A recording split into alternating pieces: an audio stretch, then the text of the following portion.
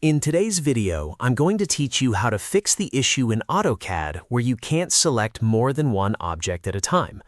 If you notice that every time you click a new object, the previous one gets deselected, it can really slow down your workflow. The good news is that this is not a problem with your drawing.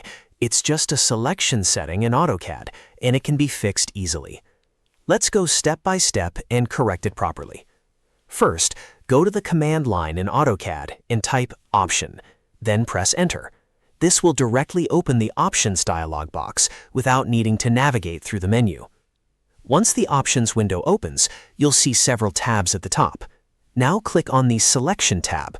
This is where all object selection behaviors are controlled. Inside the selection settings, look for the option that says Use Shift to add to selection. If this box is checked, it means AutoCAD is forcing you to hold Shift every time you want to select multiple objects. That's why your previous selection disappears when you click a new object. To fix this, simply uncheck the box. This will allow AutoCAD to automatically keep your previous selections without needing to hold Shift. After that, click Apply and then OK to save your changes and close the window. Now go back to your drawing and try selecting multiple objects again. You'll notice that everything stays selected properly, and you can work much more smoothly without interruptions. And that's it.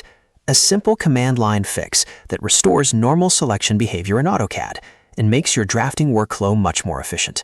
Happy designing!